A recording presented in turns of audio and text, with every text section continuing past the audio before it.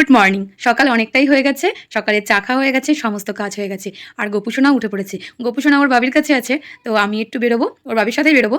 তো একটু কাজ আছে, একটু কাজ সারবো। তো চলো ওখানে গিয়ে যদি পারি তো শেয়ার করবো, আর না হলে কী কাজে যাচ্ছি তোমাদের সঙ্গে এসে শেয়ার করবো। তো প্রচণ্ড গরম পড়েছে, তোমাদের ওদিকে কেমন গরম পড়েছে অবশ্যই জানাবে। এই গরমে কিছু খেতে, কিছু করতে, কোথাও যেতে সত্যি ইচ্ছে করছে না, কিন্তু মানে নিরুপায় যেতেই হবে আজ আমাকে। তো চলো ওখানে যাওয়া যাক। আর গপুকে ওর ঠামির কাছে দিয়ে যাবো, যে এখন বাবির কাছে আছি। আর অশ্মি পড়তে বসেছে, অশ্মি পরপর 2-3 দিন স্কুল গেছে, আজকে বললো যাবো না, যে পড়াতে আসবে ওকে। তাছাড়াও প্রচণ্ড গরম, আর আমিও জোর করলাম না এই গরমে। তো চলো এখনকার মতন টাটা, আবার পরে কী করছি অবশ্যই তোমাদের সঙ্গে শেয়ার করবো। তো আমিও রেডি হয়ে গেছি, ওদিকে ওর বাবি ওকে নিয়ে বসে আছে, ও আমি নিলে ওর বাবি রেডি হয়ে যাবে। তো এখনকার মতন টাটা। বাড়ি এসে আগে খেতে দিলাম, খেতে দেওয়ার পর ও ঠাম্মি এদিকে তরকারিটা কাটতে বসে গেছে, আর আমি এই যে গোপুসোনাকে নিয়ে একটু খেলা করছি, কারণ ও তো ঘুমিয়েছিল।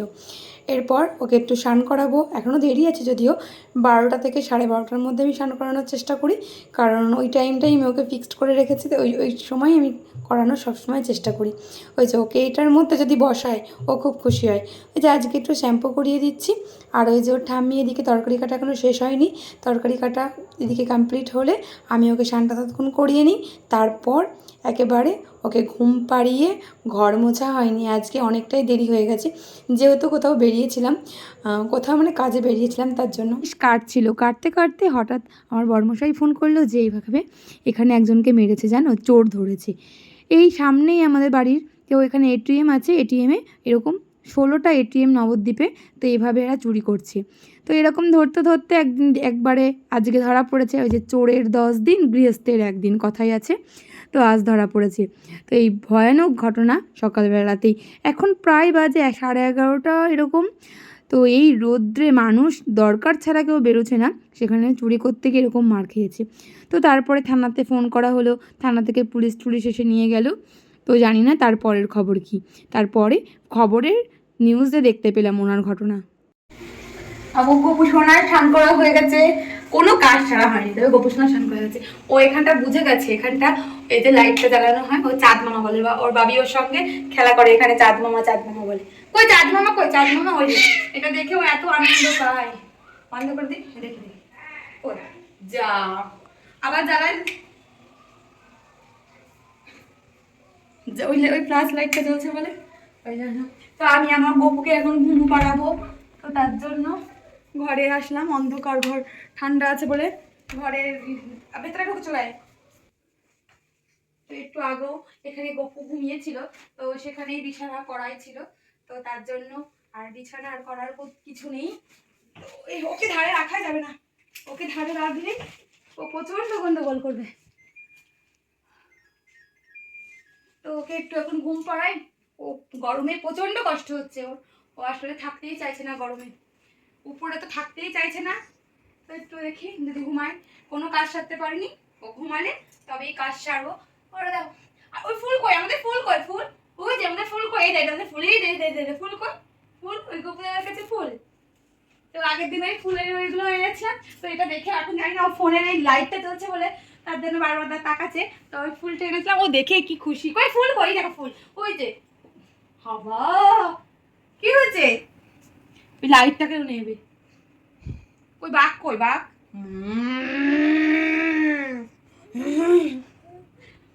তোর টাটা করতে বলে এখনকার মতন টাটা, আবার পরে দেখা হবে তোমাদের সাথে, বলে দাও।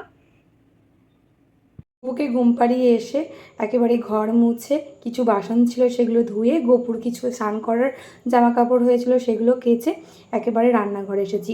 এই গরমে মনে হচ্ছে না যে আর মানে স্নান করে রান্না করি, প্রচণ্ড গরম। এদিকে দেখো রান্না করতে করতে গোপুসোনার ঘুম হয়ে গেছে। তো আমি একটু গোপুসোনাকে বললাম যে একটু ভিডিও করে নে, ওই গাড়িটাতে যেহেতু বসেছে, গাড়িটা ওর দিদি দিয়েছে, ওর কবি দিদি দিয়েছে। তো এদিকে অশ্মি বসিয়েছিল, আমি বললাম একটু ভিডিও করে নিই। তো ওর সঙ্গে দেখলে ও ভিডিওটা যেহেতু দেখবে ওর ভালো লাগবে, আর সত্যি এটা পেয়েও খুব খুশি হয়েছে। ওই যে এদিকে এদিকে চলে যাচ্ছে, আর ও পায়ে এখন বেশ মানে নিচে থেকে বেশ ও নিজেই পাটা ছুঁতে পারছে, বেশ ওর ভালোই আরাম লাগছে। ও বুঝতে পারছিল না প্রথম দিন, এখন ওর সঙ্গে থেকে থেকে একেবারে অভ্যাস হয়ে গেছে। এদিকে আমার রান্নাটাও প্রায় কমপ্লিট হয়ে গেছে, রান্না স্নান সমস্ত কিছু কমপ্লিট। তো এখন বাজে প্রায় 3টে বাজতে 3 মিনিট বাকি। তো ভাবলাম যে আগে রান্না সারি, তারপর স্নান করব, কারণ ওই রান্না করার পর স্নান করার পর রান্নাঘরে যেতে একদম ভালো লাগে না, আমার তো একদম ভালো লাগে না। তো সেই মতো একদম আগে রান্না করে নিলাম, রান্না করে নিলাম। তো তারপর স্নান করতে গেলাম। আর কিছু কাজ ছিল, প্রায় বললাম যে 3 মিনিট বাকি, এখন আর 2 মিনিট বাকি। তো এদিকে গপুও ঘুম থেকে উঠে পড়েছে, প্রচণ্ড ঝামেলা পাকাচ্ছে ও এখন, মানে ও এত গরম একদম সহ্য করতে পারছে না। তো তার জন্য আর আমি গেছিলাম একটু, তারপরে এই সমস্ত কাজ সারলাম, এসে জল ঢালা ভাত খেয়েছিলাম, তারপর সমস্ত কাজ সেরেছি। আবার বেরোবো খাওয়া দাওয়ার পর, সেই কাজ তো মেটেই নি। তারপর আরও 2টো কাজ চেপে গেছে, কালকে কিছু কাজ করব আর আজকে কিছু কাজ করব। কালকে জন্য কিছু ডিউ রেখে দিয়েছি, আর এখানে একটা সাংঘাতিক ঘটনা ঘটে গেছে, সেটা তোমাদের সঙ্গে শেয়ার করলাম। দর্শক মানে হাসবো না কাঁদবো, সত্যিই আশ্চর্য লাগলো। তো কী রান্না করেছি তো খেতে বসে দেখাবো, তো বলবো কী রান্না করেছি। আর পাচ্ছি না এখন, মাথাটা আঁচড়াই আগে, তারপর গোপুকে একটু নেব। অনেকক্ষণ গোপুকে নিইনি, ও দাদা এসেছিলো, দুধ দিয়ে গেছে, অশ্মির জন্য পাস্তা দিয়ে গেছে, আর আর কিছু না। এই তো বাবা এখন রোজই আসছে, কারণ গোপু এখন দুধ খাচ্ছে, ওকে আমি যেহেতু 1 গরুর দুধ খাওয়াই, তার জন্য প্রতিদিন, কারণ বাসি আগে যেমন দুধ দিয়ে যেত 2 দিন 3 দিন পর আসতো, 3 দিন 4 দিন এরকম পর আসতো, আর এখন যেহেতু গোপুকে আমি বাসি দুধ খাওয়াবো না, তার জন্য 1 গরুর দুধ দেবো। তো এখানে কি দুধ পাওয়া যাবে না, তো আমি এই ঘোষেদের ড্রামের আমি দুধ খাওয়াই না, আমাদের যেহেতু গরু আছে বাড়িতে, আমি 1 গরুর দুধ আমার গোপুকে দিচ্ছি। তো তার জন্য বাবাকে রোজই আসতে হচ্ছে, আর আমার বাবা সেটা খুব আনন্দ সহকারে আসে, নাতি দুধ খাবে বলে। তো চলো আবার খাওয়ার সময় দেখা হচ্ছে, কি রান্না করেছি সমস্ত কিছু। হ্যাঁ, এখনও শেষ হয়নি রান্না, মাছের ডিমের বড়াটা গরম গরম ভাজবে, কারণ আমার বর না হলে খায় না, গরম গরম না ভাজলে খায় না, পছন্দ করে না, একটু গরম গরম ভেজে দিলে খায়। তো আগেই মাথাটা আঁচড়াই, তারপরে খেতে দেবো, খাবো, খিদেও পেয়েছে। অনেকক্ষণ আগে একটুখানি জল ঢালা ভাত খেয়েছিলাম। তো চলো এখনকার মতন টাটা, আবার পরে দেখা হচ্ছে। বললাম মাছের ডিমের বড়া ভাজবো, মাছের ডিমের বড়াটা ভাজতে হচ্ছে, কারণ গরম গরম না হলে খাবে না। আর এদিকে ওর দাদুকে আমি খেতে দিয়ে দিয়েছি। তো আজকে ভাত, আর কি কি মেনু হয় তোমাদের সঙ্গে তো শেয়ার করিনি, তো এখনই তোমাদের সঙ্গে শেয়ার করবো। এই যে মাছের ডিমের বড়া ভাজা, এইদিকে ঠাম্মির সঙ্গে ও খেলা করছে। তো ঠাম্মিকে আমি বললাম যে এটা মাছের ডিমের গরম গরম বড়া ভাজা খেয়ে নাও, তাই ও ঠাম্মি ওদিকে বসে আছে গোপুসোনাকে নিয়ে, সেটা দেখা যায়। সমস্ত কিছু দিয়ে চচ্চড়ি করেছিলাম, আর এটা আলু উচ্ছে ভাতে, আর কিছু সেরকম গরমে খেতে ইচ্ছে করছিল না, আর ওই যে মাছ ঝাল দেওয়া, আর একটু ডাল করেছিলাম, কারণ আমার বরমশাই এবার ডাল ছাড়া খেতে পারে না। আমাদের না হলেও হয়ে যায়, কিন্তু হয় না। আর যেহেতু ঘোল ছিল, বাবাকে আজকে ঘোল দিয়েছি, চাটনিটা বার করিনি, না হলে কালকে বৃহস্পতিবার আবার চাটনিটা বার করব, নতুন করে করব, 1 সপ্তাহ করে রাখি, মানে আজ বৃহস্পতিবারে করব, পরের বুধবার পর্যন্ত আমাদের হয়ে যায়। এই যে সবার ভাত বেড়ে নিয়েছি, এদিকে গোপুসোনা গাড়িতে বসে আছে, ও গাড়িতেই ছিল, খেতে খেতে খুব ডিস্টার্ব করছিল, লাস্টের দিকে ওকে তুলে নিয়ে এসেছি। তো গাড়িটা পেয়ে সত্যি বলতে ওর খুব, মানে এখন 2 দিন খেলবে, তারপরে যখন পুরনো হয়ে যাবে ও আর খেলতে চাইবে না। এই যে আমরা সমস্ত সবার ভাত বেড়ে এখানে আমরা খাওয়া দাওয়া করে নেবো একেবারে, এক জায়গায় খেলে ভালো নেই। তো অনেকক্ষণ সন্ধে হয়ে গেছে, এদিকে অশ্মিকে পড়াতে এসে চলে গেছে, আর গোপুসোনাকে ওপরে রেখে দিয়ে এসেছি, আর এখানে আমি দুধটা গরম করে নিচ্ছি, চা খাবো ওপরে গিয়ে। আর আজ তো জল ঢালা ভাত, আর আলুও কাটা রয়েছে, আলু চচ্চড়ি করবো। প্রচণ্ড গরম করছে, এর থেকে ভালো খাবার মনে হয় না। তো জল ঢালা ভাত খাবো, তো চলো সেরকম কিছু করছি না, অশ্মি পড়তে বসেছে, আর যা করবো অবশ্যই তোমাদের সঙ্গে শেয়ার করবো। তো চলো এখনকার মতন টাটা। সন্ধ্যের পর থেকে অনেকটা সময় কেটে গেছে, ওপর থেকে নামার পরে অনেক কাজ সেরে ফেলেছি, বাসন ছিল সেগুলো ধোয়া হয়ে গেছে, রান্নাঘর পরিষ্কার করা হয়ে গেছে। কাল যেহেতু বৃহস্পতিবার, আজ বুধবার, তো আজকে ব্লগটা করলাম। রোজ এখন ব্লগ করতে পারছি না, কারণ জানোই আমার গোপুসোনা একদম ছোট, হয়ে ওঠে না।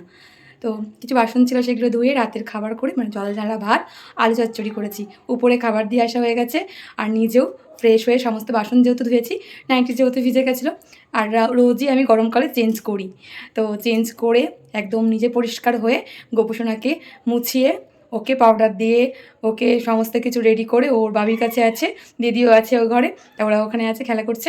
এখন যাব গোপুসোনাকে একটু ঘুম পাড়াবো, একটু না একেবারে রাতে ঘুমিয়ে পড়বে, আর উঠবে না, তো ঘুম পাড়িয়ে তারপর খেতে যাব। আলু চচ্চড়ি ভাত তো খাবো, আর বড়মশাইকে ছাতু মাকে দেবো। আমরা যেহেতু নেবো না, অশ্মিও নেবে না, আমিও নেবো না, আর দুপুরে একটু তরকারি আছে, মাছ আছে, যদি অশ্মি নেয় তো নেবে, না নেয় না নেবে, মনে হয় না নেবে। তো এখন একটু ঠান্ডায় বসি গা, তারপরে খাওয়া দাওয়া করবো। তো চলো এখনকার মতন টাটা, আবার পরে দেখা হচ্ছে। এটা কি হয়, এটা ভাইটা ভালো লাগে, ভাইয়া তোদের নিয়ে যাবি? এই এগুলো এগুলো তুই ওদের বাড়ি যাবি, এগুলো এগুলো এইগুলো গুলো এই দেখ, যাবি তুই ওদের বাড়ি? যাবি যাবি তুই ওদের বাড়ি? কি যাবি? যাবি? এরকম করে খেলা দেখা। এই গাড়িটা কে দিয়েছে বলতো? ওর দিদি দিয়েছে। ওর দিদি হয়। অশ্মি না, অশ্মি। হ্যাঁ তাই না, কবি দিদি দিয়েছে। ভালো লাগছে, ভালো লাগছে গাড়িতে বসতে। যা, লিখে যাবি অত জোরে না।